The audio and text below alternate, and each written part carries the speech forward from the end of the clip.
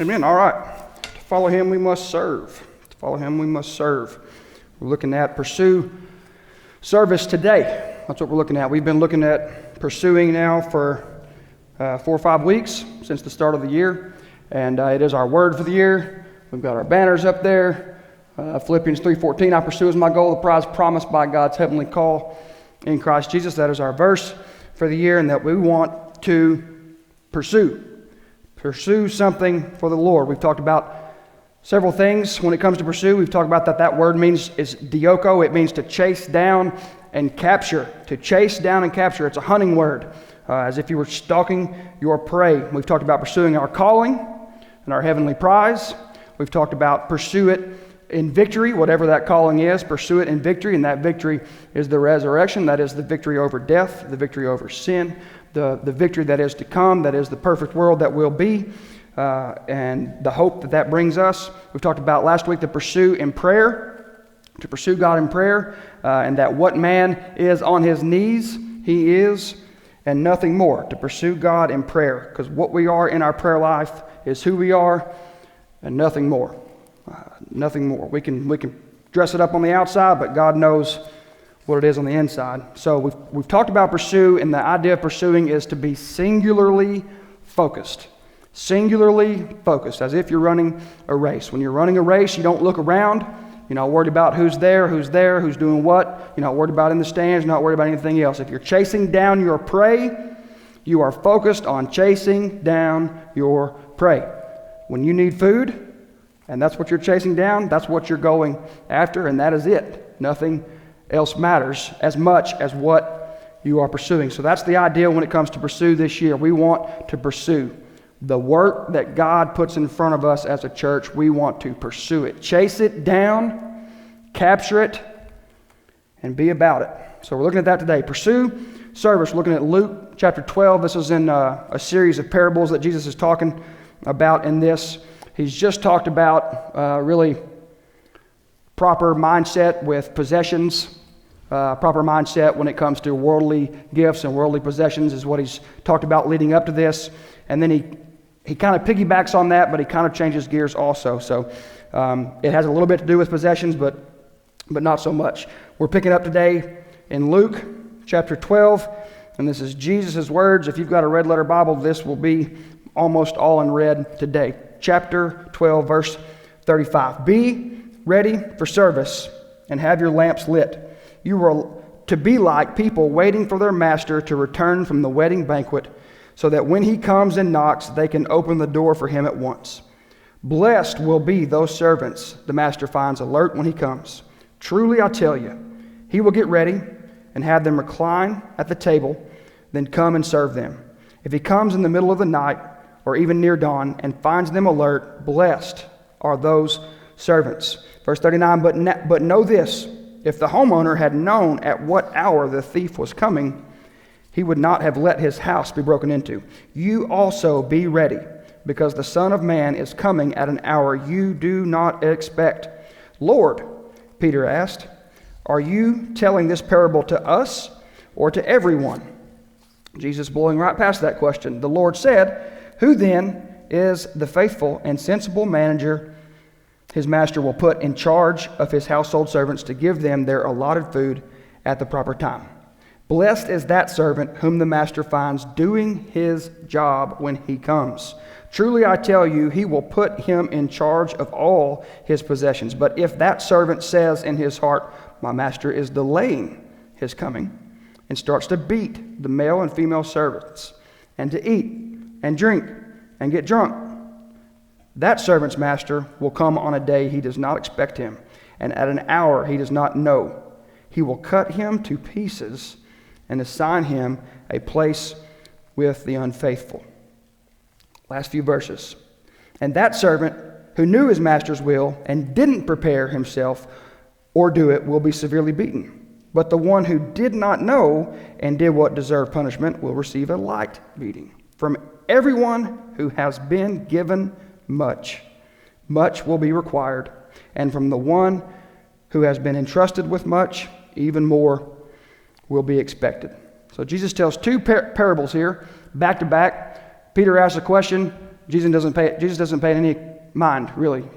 He answers it with another question, which is kind of what good leaders do most of the time. They don't give you the exact answer, although that's what we want. That's what good parents do. Most of the time, they don't give the exact answer.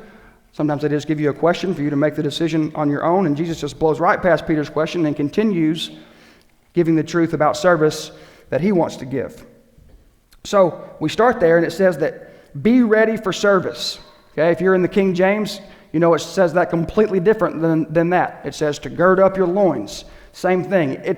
The reason why the contemporary English languages have taken that and said be ready for service is because that's what it's saying.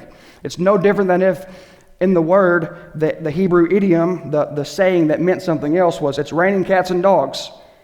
And then the English said, it's raining really hard. Okay? It's the same thing. So if your King James says, it's girding up his loins, that's what it's talking about. And you've heard this, I'm sure, numerous times in church. All that means is they were wearing a long robe, and when it was time to get busy doing something, you took the end of that robe and you tucked it in your belt so you could move and so you could do something. So gird up your loins, be ready for service, and have your lamps lit. How do we light our lamps as Christians? What is our light? God says to let our light shine. What is our light? It is our good works of service. It is our love. So first of all, if you want to shine your light, if you want your lamp lit, first of all, you have to be saved. That's the first step. You have to be saved. Your lamp has to have the oil of grace inside of it. You have had to accept God's grace, His payment for sin, which is Jesus on the cross. We have to accept Him as King, accept Him as Lord, and that puts the oil in our lamp. And then it's up to us to trim the wick and to light the wick and to make sure we're staying in contact with the Lord so that oil stays full as we move forward. So first you have to be saved, but then we have to be about the business of the kingdom. We have to be doing what God says. He says, be ready for service and have your lamps lit. And he moves on there. He says, you are to be, talking about these people ready for service and having their lamps lit, you are to be people waiting for their master to return from the wedding banquet. That's key. So that when he comes and knocks, they can open the door for him at once. That's key. So we're to be ready. We're to gird up our loins. We're to be ready for service. We have to have our in nowadays and times, our breeches pulled up and our belts cinched tight. It's time to go to work. Have your lamp lit. And he says that you're to be like people waiting on their master returning from a wedding banquet. Now, to us, that can get lost, okay, in modern times, and especially in white America modern times, because we have a time we start and we pretty much have a time we're going to finish. And that's pretty much the way it is. I've told y'all stories before. My best friend back home growing up was originally from Mexico City, and if they had a party, they had a party. If it was supposed to be on Saturday, sometimes that meant Saturday and Sunday. There was no time to show up. There was no time to leave. You just came and went as you pleased. Much more similar to the way it was back then than the way it is for us. The way we do it's not wrong, but you can miss what Jesus is saying here. Sometimes a wedding banquet would be 4 days. Most of the time it would be a week. Depending on the wealth of the person and where they were and the time of the year and things like that, it could last for up to a month. Now, only a few people would stay that long at a wedding banquet the entire month, but there would be lots of people and lots of family that would come and go. They'd come for a few days, they'd come for a week, maybe 2.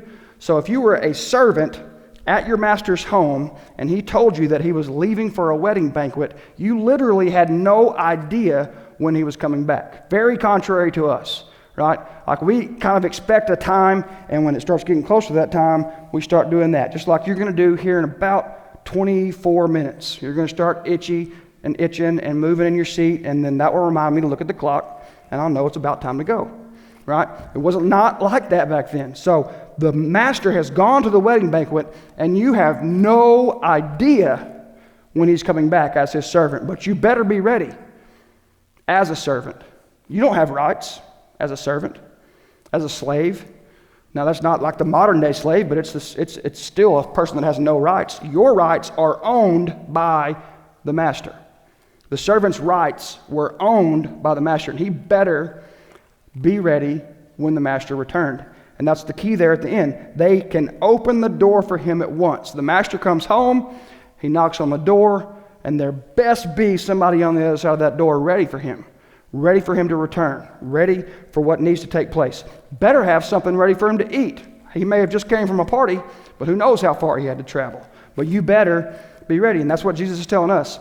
You are my servants, and I'm leaving for a little while, but I'm coming back. I may come back in the form of our individual deaths. That's something we don't think about when we read this verse. Or it may be when he comes back for good. Either way, it's the same. Either way, he has come. Either way, judgment has come. So it says that we are to be ready at once to open the door. And then he says, if you are, that word there, that's a word we like. If you are that servant, then you will be blessed. Our most accurate word in English to the word that is just happy. That's all blessed means. Anytime you get something good, it makes you happy. You are blessed. Jesus says, if you are the servant that is ready for work, ready to serve, ready to do your job, when I come back, you will be blessed. You will be glad that you did. You will be blessed. He says, truly, I tell you, he will get ready, have them recline at the table, then come and serve them. Now that's crazy. Now when you read that whole parable, it's easy to miss that. I know I missed it numerous times. I get confused on who the servant and who the master and what they're doing. That is the master coming back, finding the servant ready. The servant has prepared the table. The servant has prepared the meal. He has the house ready. And the laundry's picked up, like the floors are clean and the sink is clear, like all the things, right? All the things, men, that your wife wants when they get home that we don't do very often, or often enough. Everything is ready. He knocks on the door, the servant opens the door, it's all ready, and then the master says, great job, now sit down and let me serve you. What a God, what a master.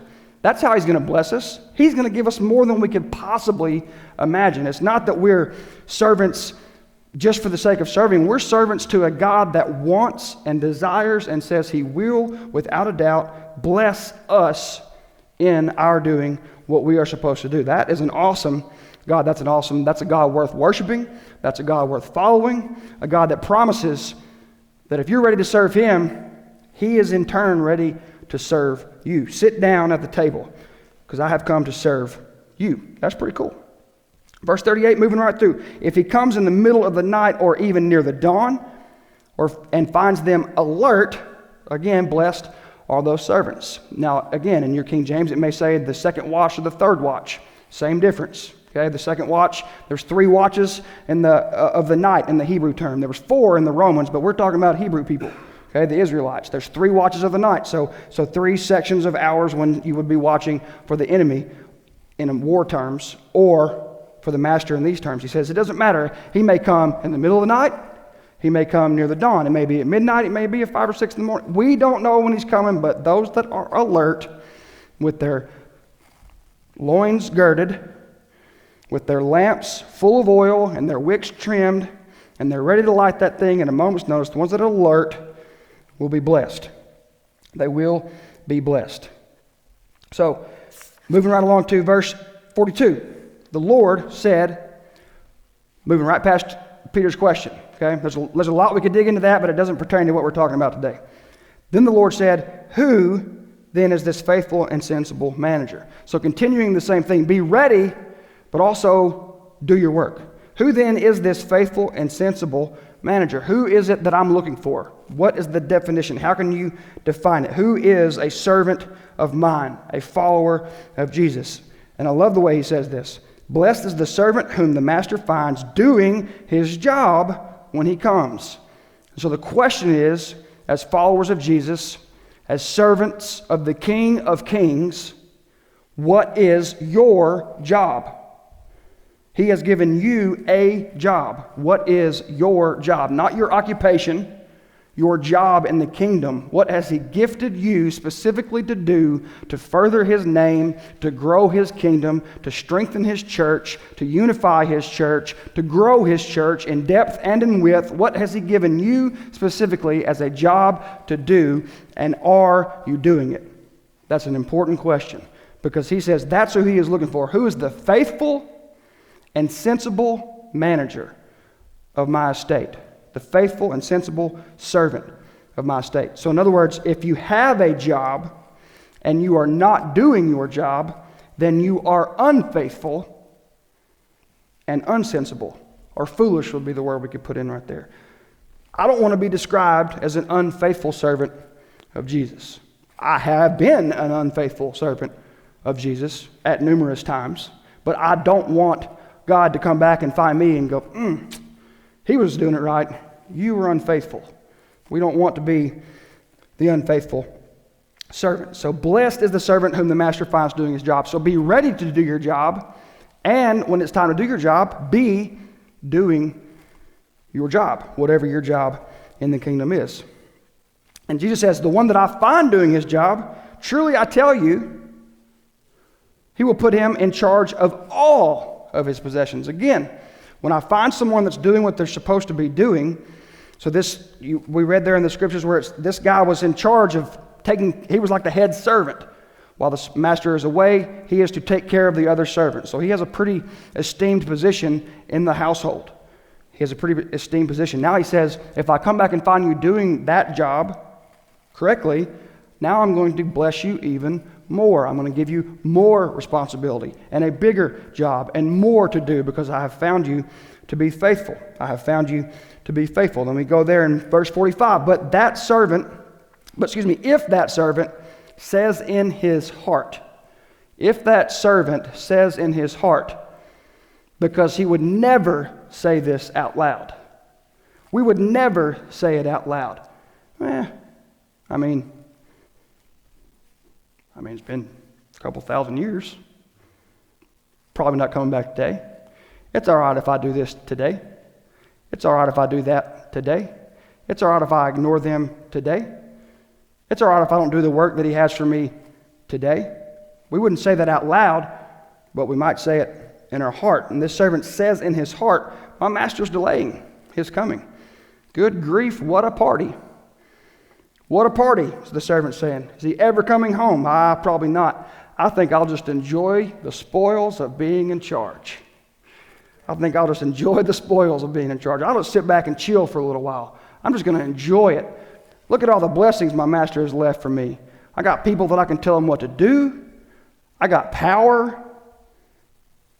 I've got all this food and all this wine. I think I'll just forget this work for a little while, because he ain't coming back for a while. I'll just chill. I'll kick back, pour some more wine in the cup, turn on the ball game again and again and again and again, because he's not coming back anytime soon. To eat and drink and get drunk. No Christian, if they thought Jesus was about to come back right now, today, none of us would leave here today or tomorrow. If we thought it was tomorrow, none of us would swing by the store and pick up a six-pack. None of us would swing by the store and pick up a couple bottles of wine and be just a little tipsy when Jesus showed up. None of us would do that. Now, I'm not going to belabor that point, but it's a pretty important point. It's a pretty important point. The only reason we do that is because we don't think today will be the day. We don't think Jesus is going to manifest himself right in front of us. But if he did, well, he tells us. He tells us what will happen. That servant's master will come on a day when he does not expect, and an hour he does not know. And I actually really like the way the King James says what he will do. The Greek word is like to cut in two. Okay? The King James says, and will cut him in sunder. Now that's a word. Cut him in sunder. Literally, the master will come home and cut this dude in half and cast him out. Because the servant that doesn't do his job is a worthless servant. What's the point? God says, I saved you for a service. I saved you for a job. I didn't save you just to save you so we could sit back on our blessed assurance on our duff and do nothing. He gave us a job. Are we doing our job or not? Or is he going to come back and find us and cut us in sunder? That's cool. That word's cool. Moving along, because you're loving that point. And those that know but don't do, and those that just don't know. Okay, that's my quick rendering of the end there. And those that know but don't do, they're going to be punished a little less. They won't be cut in half. They're going to be just, whipped good and proper. And then those that don't know but don't do, they're just going to get a little bit of punishment. It's God expressing, look, judgment's coming and it's going to be fair. It's going to be fair because I'm God and I'm just. But it's coming. And if you're ignorant of what you didn't do, you're still going to have a punishment because Romans 1 tells us that we all have seen the glory of God. Walk outside and take a look around. None of us was without excuse in this world. And so he gives us degrees of punishment for those that aren't doing what they're supposed to do. And then he finishes with this. And I think this is addressed to the First Baptist churches across the world. From everyone who has been given much, much will be required. And from the one who has been entrusted with much, even more will be expected. Real quick side note before I make you mad. Side note to the students, because this specifically applies to you in the area of life you're in right now, this time. You're looking for what you're supposed to do at this point in time in your life. You're looking for purpose. You're looking for meaning. What am I supposed to do? The level of meaning and purpose that you find is directly correlated to the responsibility in which you undertake.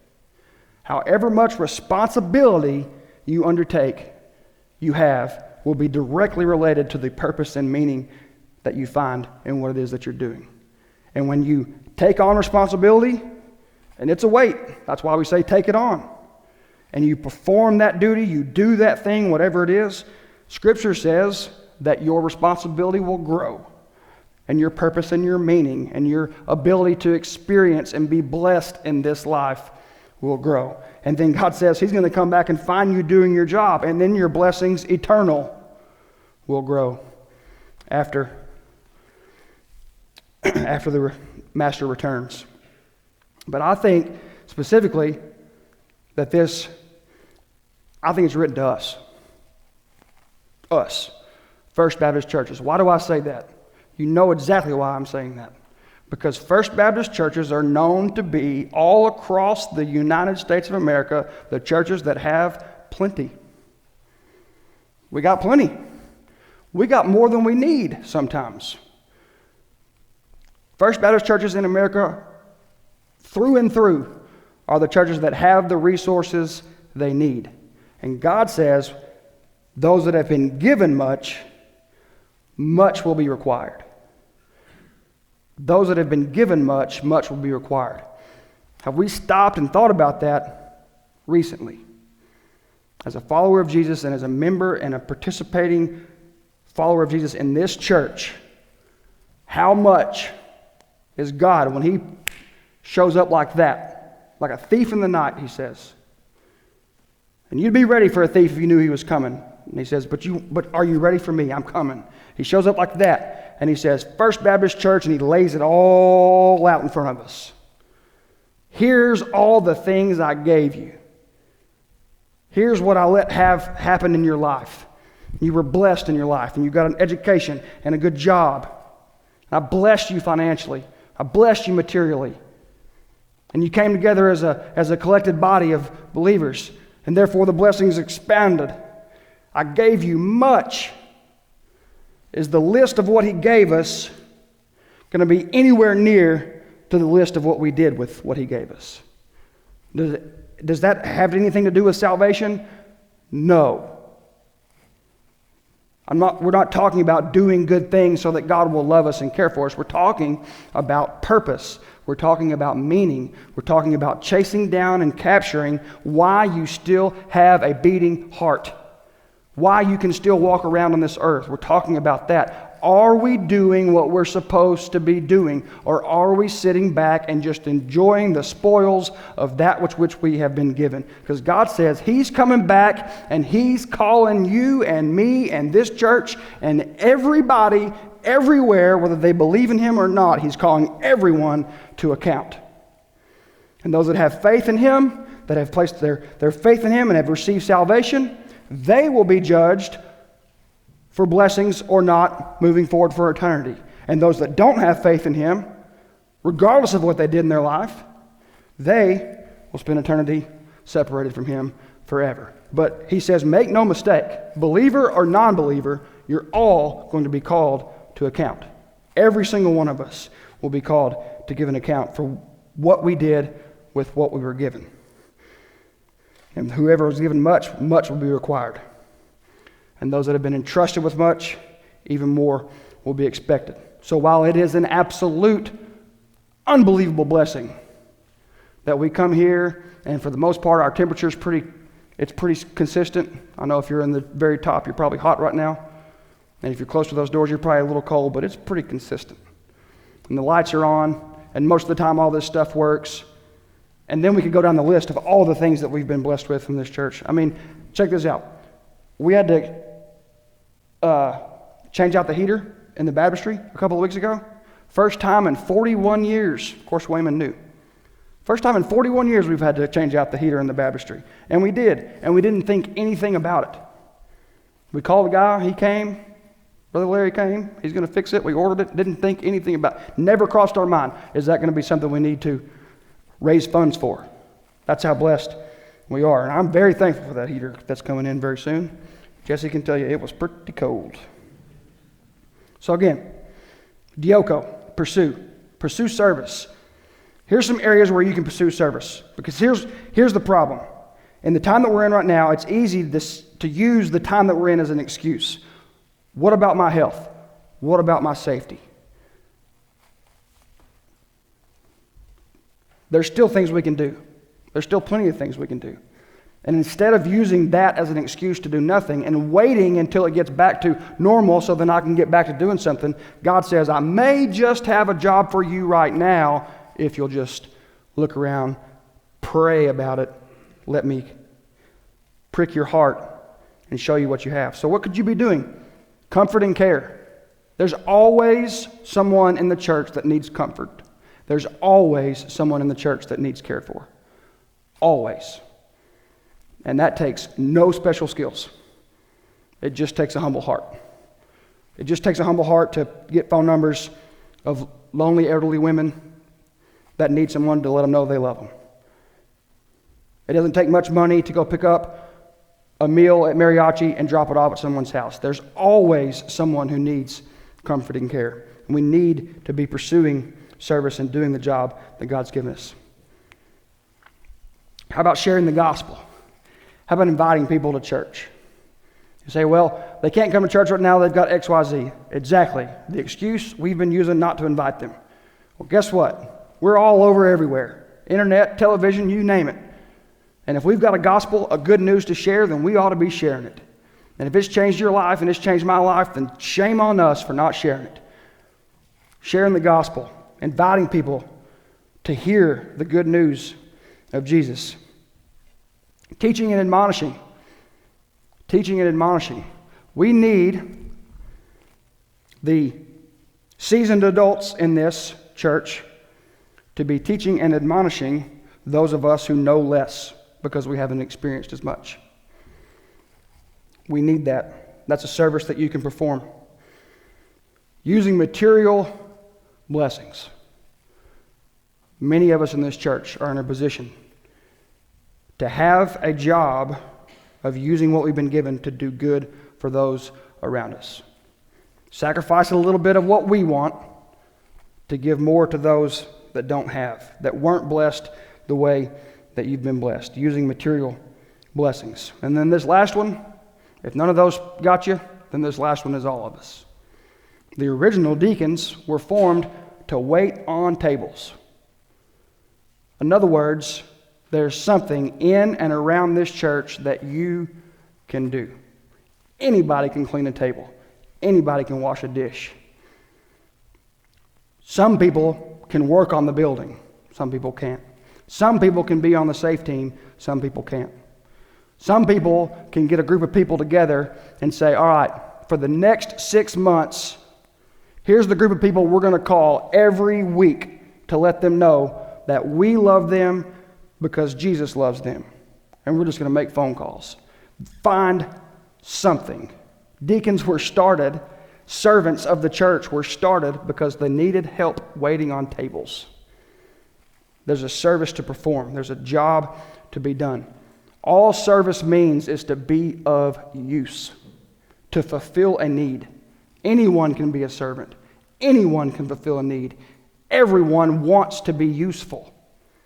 Everyone wants to be useful. And when you serve, you are useful. You are fulfilling a need. And then finish with this. Jesus tells us, blessed is the servant whom the master finds doing his job. Whatever your job is as a servant, God promises you that he will bless you for doing that job instead of sitting back and just enjoying the spoils of that which he has already blessed you with. Because he says he's coming back, and you don't know when, but he is coming, and he is going to call you and me to account for the blessings in which he has given us and the jobs in which he's given us to fulfill.